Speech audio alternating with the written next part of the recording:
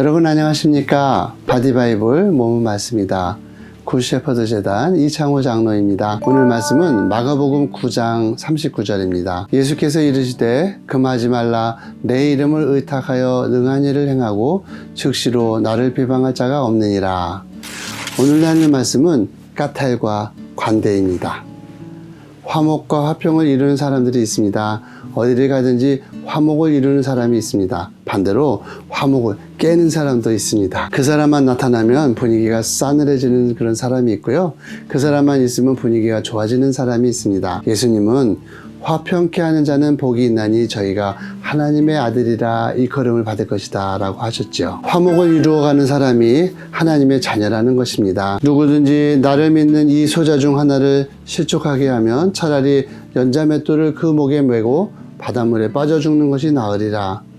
다른 사람을 실족하게 하고 비판하고 정죄하면서 사람과 사람의 화목의 관계를 깨는 사람은 살아있느니만 못하다는 뜻이죠. 미국에 아이언 사이어드라고 하는 유명한 목사님이 계시는데요.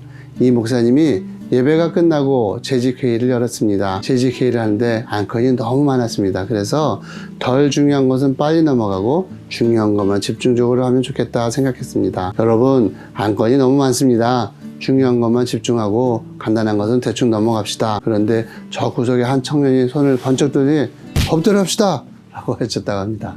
그러자 교회 안의 분위기가 찬물을 부은 것처럼 썰렁해졌습니다. 목사님이 당황하지 않고 이렇게 이야기했습니다. 이복의 청년, 만약에 하나님이 법대로 했다면 자네는 지옥에 가 있을 것에, 하나님의 법대로 하셨다면 우리 중에 구원받을 사람이 있을까요? 하나님은 우리에게 법대로 하지 않으셨습니다. 화목을 이루시기 위해서 법을 초월한 사랑을 보여주셨습니다. 예수님께서 사랑하시는 제자 요한이 예수님께 와서 이야기합니다. 예수님, 우리를 따르지 않는 어떤 인간들이 예수님의 이름으로 귀신을 내어 쫓는 것을 제가 보고 우리를 따르지 않는 것을 보고 제가 금했습니다. 그러자 예수님께서 이렇게 이야기하십니다. 금하지 말라. 우리를 회방하지 않는 자, 우리를 방해하지 않는 자가 바로 우리를 위한 자다. 예수님의 기준과 요한의 기준이 달랐던 거죠. 요한의 기준은 우리를 따르는 자가 우리를 위한 자입니다. 하지만 예수님의 기준은 다릅니다. 우리를 방해하지 않는 자가 우리를 위한 자입니다. 요한의 기준은 엄격한 기준입니다. 기준이 매우 좁아서 그 기준으로 빠져나가 같은 편이 될 사람이 적습니다. 이것을 까탈하다고 이야기하는 것이죠. 반면에 예수님의 기준은 나를 방해하지 않으면 돼. 내 앞길을 막지 않으면 우리의 편이냐. 이렇게 이야기하시는데 이것을 관대라고 합니다. 기준이 넓어서 어느 누구나 들어올 수 있는 문이지요. 예수님이 가르쳐 주신 화목의 지혜는 까탈과 관대라는 말 속에 다 들어있는 것 같습니다. 자신에게 까탈하고 타인에게 관대하라. 이 말씀이 화목에 이르는 열쇠입니다. 우리 옛 조상들이 항상 하시는 말씀이 있는데요. 군자는 문제의 원인을 자신에게서 찾고 소인배는 문제의 원인을 남에게서 찾는다라는 말이죠. 군자는 타인에게 관대하고 자신에게 까탈한 사람입니다. 반대로 소인배는 타인에게는 까탈하고 자신에게는 관대한 사람입니다. 요한복음 8장을 보면 가늠한 여인이 붙잡혀 오는데요. 바리새인들이 가늠한 여인을 붙잡아 와서 예수님께 묻습니다. 이 여자 가늠한 여인인데 모세의 법대로라면 돌로 쳐주게 합니다. 그러자 예수님께서 그들에게 말씀하셨습니다. 너희들 중 죄 없는 자가 먼저 돌로 치라. 그러자 놀라운 일이 일어나죠. 사람들이 다 물러갑니다.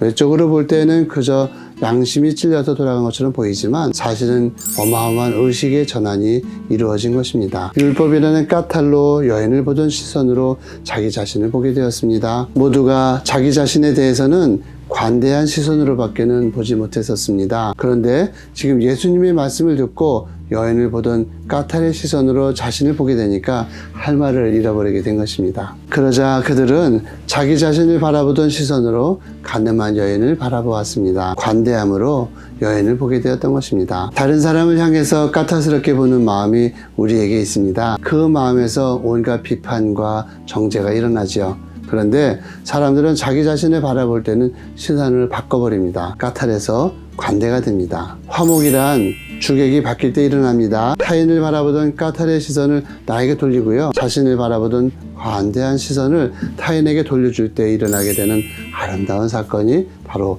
화평인 것입니다. 이상으로 선한 목자를 따르고 싶은 이창호 장로였습니다. 오늘도 나를 보던 관대의 시선을 까톨로 돌리시고요. 타인을 보던 까탈의 시선을 관대로 돌려보시기 바랍니다. 화목에 이르시게 될 것입니다.